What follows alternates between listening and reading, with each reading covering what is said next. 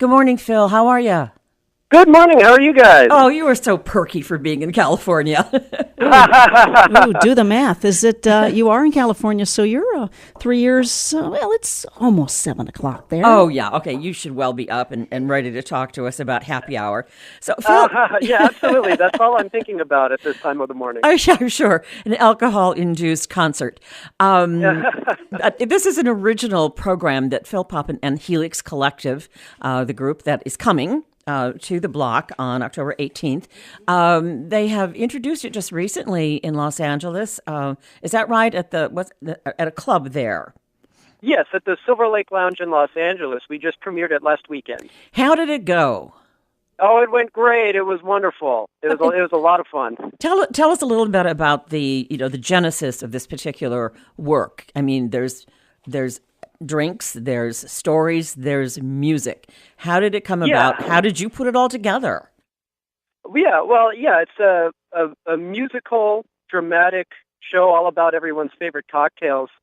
What we did is we went to Hollywood screenwriters, some New York playwrights and poets, and we asked them to write us a little monologue or a scene based on their favorite cocktail.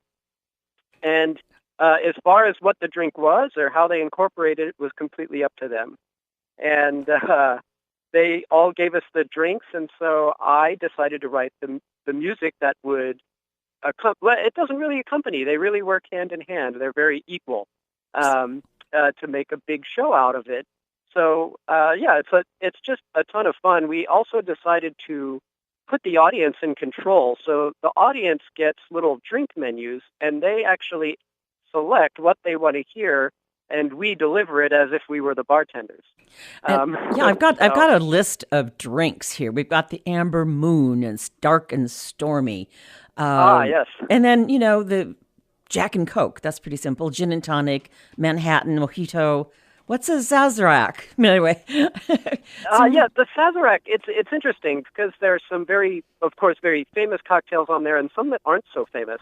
The Sazerac is actually the oldest cocktail that is recorded in U.S. history. It was about 1830s. And it originated in New Orleans. And it has an odd sort of recipe. You actually dip the glass in absinthe, and then you add the other ingredients. And exactly what the main liquor is sort of depends on how old school you are. But there are a number of different options. It's a very classic one. We actually have tried these cocktails in order to be able to relay them properly musically. Of course you have. And it's just a wonderful vintage cocktail. It really doesn't taste like any of the cocktails that are being made today. Wow. So it was very interesting, and it was actually a New Orleans native that wrote that story for us. So and it deals a little bit with New Orleans and its pluses and minuses. I think that's great. So let's talk about what the audience what's going to happen when they show up. First of all, the bar is going to be an important set piece in the entire show. Absolutely, right? Yeah. The bar, we are working right now to get the bar on stage with us. On stage with the bar. Yes, or bring the stage to the bar, either one. So we're gonna be actually delivering some things from the bar. Certainly, people are the audience is going to be welcome to come up to the bar on stage with us and experience the drinks, side by side with the group. We'll also be delivering some of the dramatic monologues and scenes from the bar as well, while others in the group are playing at the same time. So it's a wonderfully kind of mixed and stirred show of a bunch of different elements. There's music going on too, all during this, right? I mean, you're playing music. Absolutely, the music it's actually primarily a musical show, as that is what we do best. And so I wrote all of the music, and it's going to be going on all throughout and interspersed with all of the dramatic elements. And they are full pieces. And an interesting thing about the music, which people who like puzzles and things like that will enjoy, is that all of the ingredients in the cocktails are represented in all of the musical movements, and it's consistent throughout. Whiskey is always the same type of musical passage. It's not exactly the same, but it's always the same structure in all of the drinks that have whiskey throughout the show. So you can kind of, if you want to, you can kind of listen for that, and you'll hear that as it mixes with other ingredients, musical ingredients, even being shaken and stirred, it takes on a slightly different life. Oh, wow. I mean... Yeah, so, and with that, though, I should say, because, I should say that the show is called Happy Hour, and the music is designed to make people happy. And hopefully you'll be leaving singing all of the tunes, not just one or two, but all of them will be memorable for you. There's a song called Happy. I wonder if that's going to be, Happy. That's all I'll do. That's the tease I'll do. But yeah, I'm just fascinated with this whole concept. When Phil and Helix Collective did a show for us during our first season at the Block, and we immediately said, "Okay, what else have you got?" And you gave us quite a palette of things to look at, and this one sort of intrigued all of us. That was sort of still in development at the time that we first discussed it, and we just love the idea of it being so interactive with the audience, and that really the bar will not shut down during the show. Is that right? Yeah.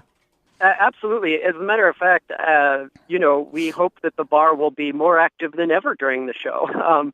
And I should say that there's a lot of traditional concert style where you're not supposed to go up on stage and have a drink in the middle of a piece, but here this is encouraged in this case. That's actually a wonderful thing to do.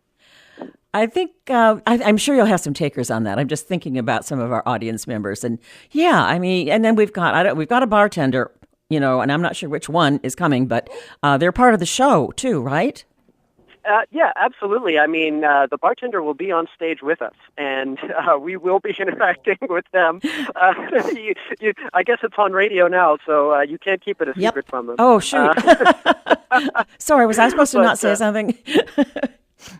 But absolutely. I mean, again, one thing that Helix really believes is just having a concert experience that brings everyone together, not just an audience and a group, but everybody as individuals together, and the audience can meet each other. And again, it's one of the great things where Helix and the Block really sync up perfectly. Again, we couldn't get a better venue than the Block and a better setting. Oh, Phil, that's fabulous. Quickly, tell me, who are the members of Helix, and then I'll give a little plug on how you get tickets. Yes, well, of course, I'm the most important. And you are. Gotta like yourself. Yeah, that would be me on oboe and English horn and composing. We also have Sarah Robinson, who will be playing not only flute, but also piccolo and alto flute in the show. We have Lori Black, who is going to be on marimba. He was on drum set for World Dance Club, but is on marimba for this show. And showcasing his abilities there. And Megan Shout will be on the piano. We will also have some pre-recorded tracks from all sorts of instruments, including ourselves, but also dulcimer, cimbalom, and many other complementary sounds. Fabulous. So to get tickets, give us a call at 231-726-3231. That's the Block, West Michigan Symphony's new space for small programs that are exciting and interactive.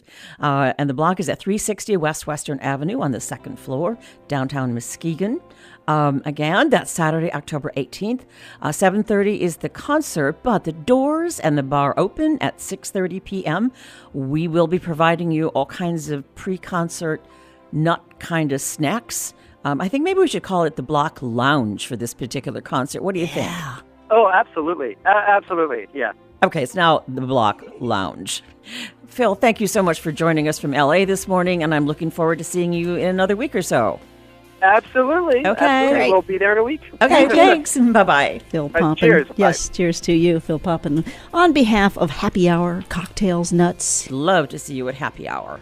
It's going to be a fun night of music making and cocktail stirring.